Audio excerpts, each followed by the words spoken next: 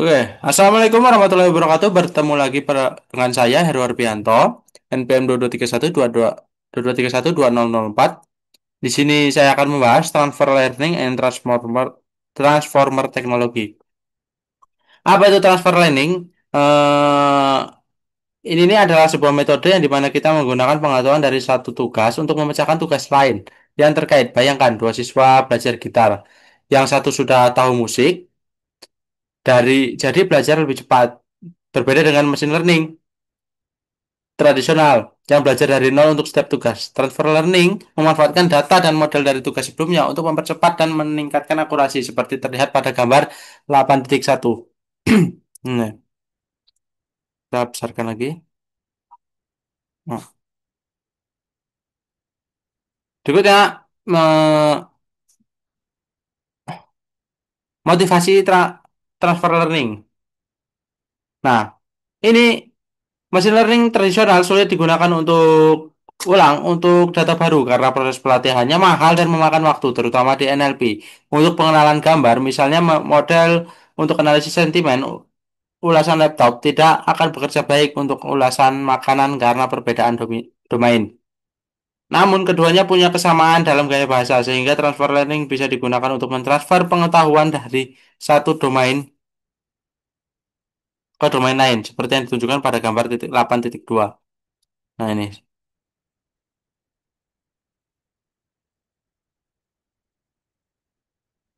Berikutnya, kategori transfer learning.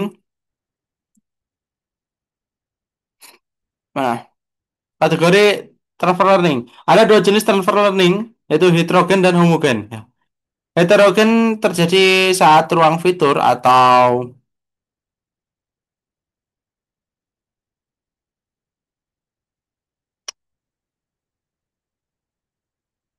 atau distribusi data berbeda, misalnya saat label atau input berbeda. Solusinya adalah menyesuaikan ruang fitur agar lebih seragam. Sedangkan homogen ini terjadi saat fitur dan label sama, tapi distribusi datanya berbeda. Strateginya adalah mengurangi perbedaan distribusi data, baik marginal eh, atau marginal maupun kondisional. Seperti yang ditunjukkan gambar 8.3. Oke, nanti kita lihat gambar 8.3. Nah, ini.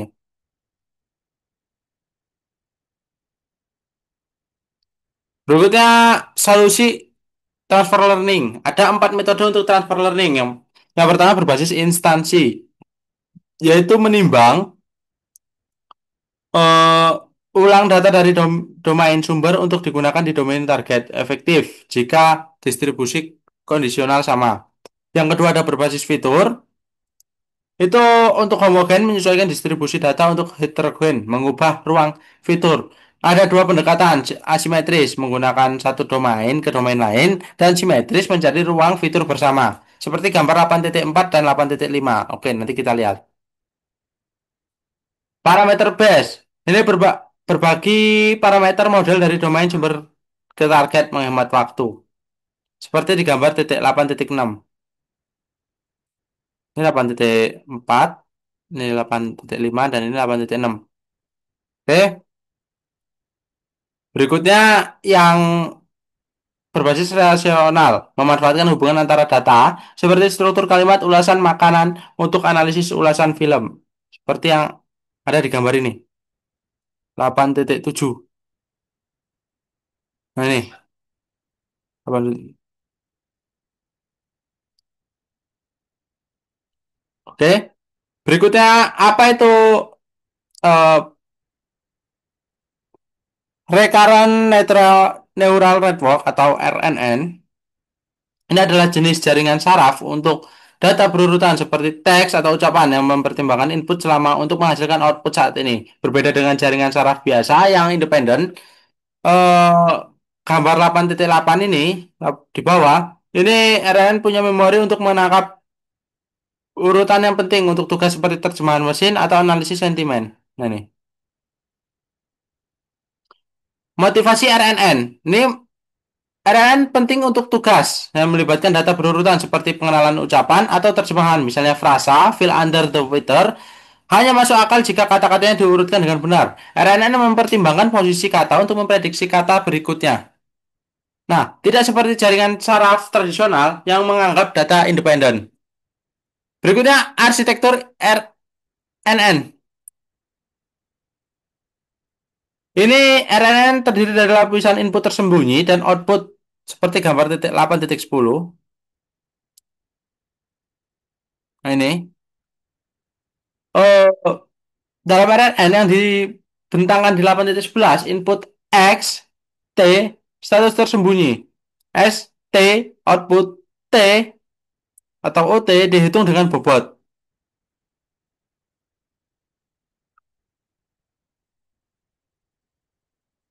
Yang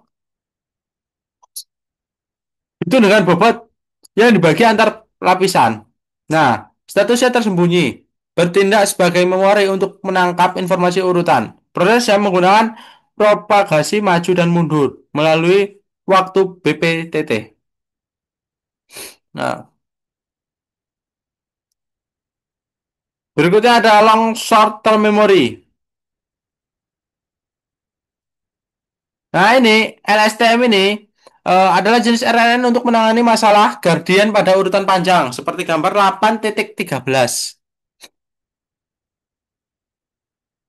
Nah, seperti ini.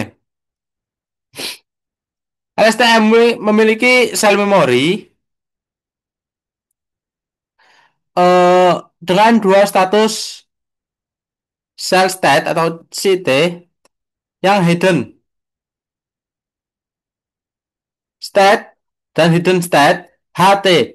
Ada tiga tahap, lupa atau forget. Nah, memilih memori dan output dikendalikan oleh gerbang lupa, input dan output.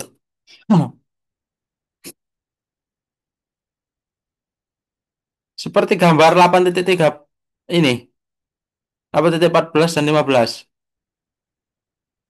Ini cocok untuk tugas seperti ringkasan teks karena mampu menyimpan informasi jangka panjang. Berikutnya ada get recurrent unit GRU. Apa itu? Model yang berbasis mekanisme atensi tanpa unit recurrent untuk Calliope. Konvolusi. Berbeda dengan LSTM yang serial, transformer memproses semua kata secara paralel, meningkatkan efisiensi. Ini penting untuk tugas NLP, seperti terjemahan mesin karena kecepatan dan kemampuan menangani hubungan antar kata. Lalu arsitektur transformer. Nah,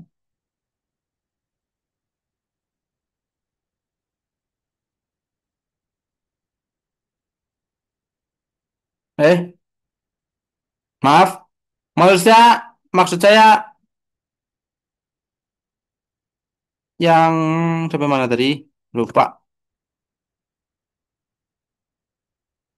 Wah, apa itu GRU?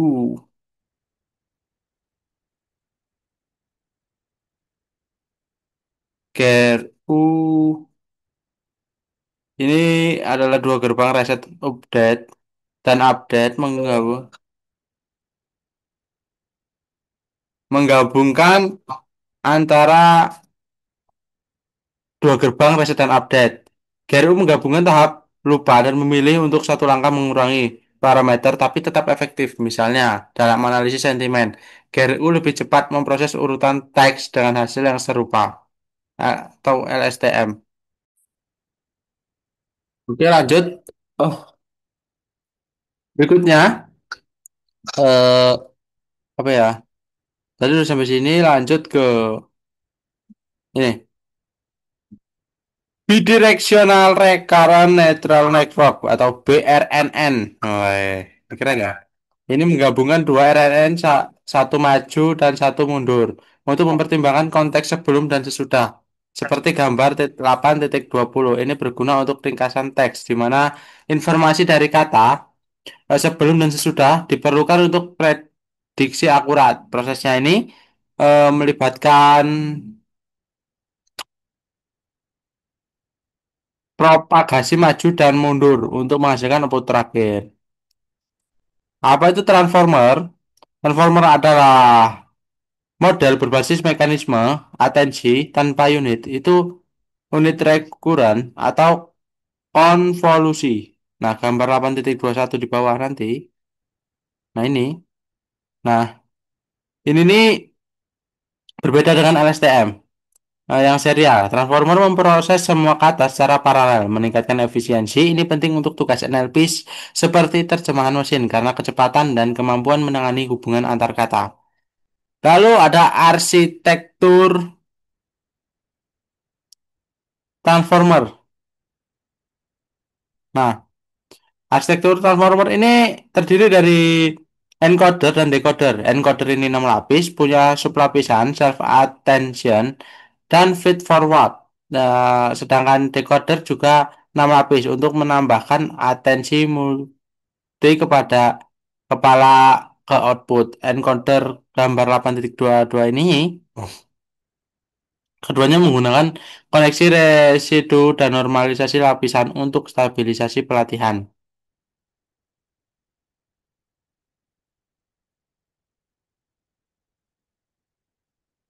Berikutnya ada positional encoding, pengkodean posisi.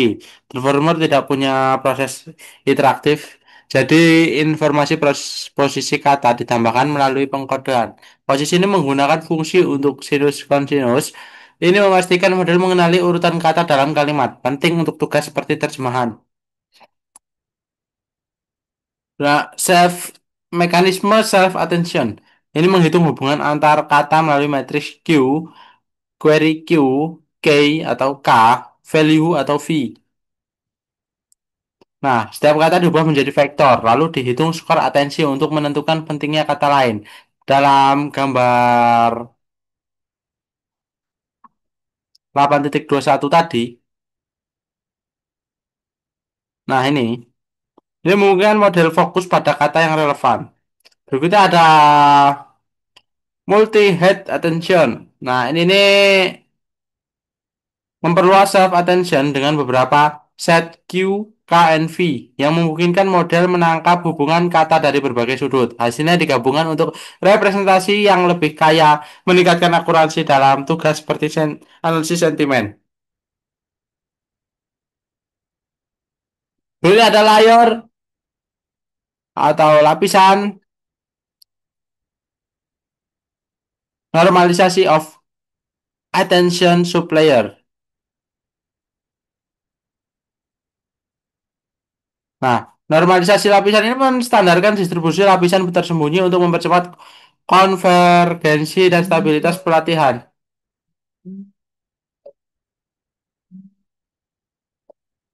Nah, ini ditentukan sebagai self attention untuk memastikan model transformer berjalan efisien. Lalu ada layer feed forward. Ini lapisan yang pemetaan linear ada dua lapis dengan aktivasi RILU diikuti oleh koneksi residu dan normalisasi. Ini mengolah output self attention untuk menghasilkan representasi yang lebih kompleks. Penting untuk tugas seperti terjemahan mesin.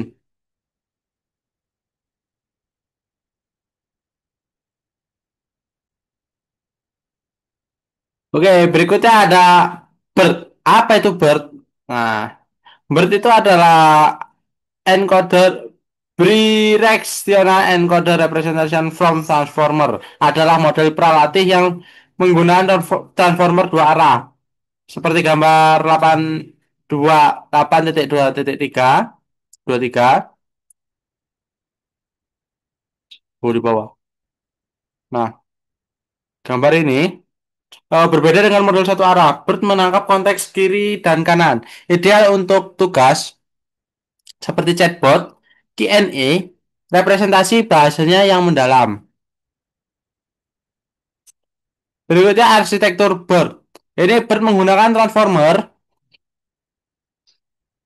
dengan lapisan encoder dua arah. Ini dilatih dari dengan model bahasa bertopeng MLM untuk memprediksi kata yang disembunyikan, menghasilkan representasi yang kaya untuk konteks kiri dan kanan. Ini meningkatkan pemahaman bahasa. Lalu ada eh, pra pre-training BERT atau pra latihan BERT. Nah, Bird dilatih dengan dua tugas. Yang pertama, model bahasa bertopeng atau MLM. Ini 15% dari kata ganti dengan token Mars, kata acak atau kata asli untuk memprediksi kata asli. Berikutnya yang kedua ada prediksi kalimat berikutnya atau NSP. Nah, ini memprediksi dua kalimat yang berurutan membantu memahami hubungan antar kalimat ini. Ini penting untuk tugas seperti menjawab pertanyaan.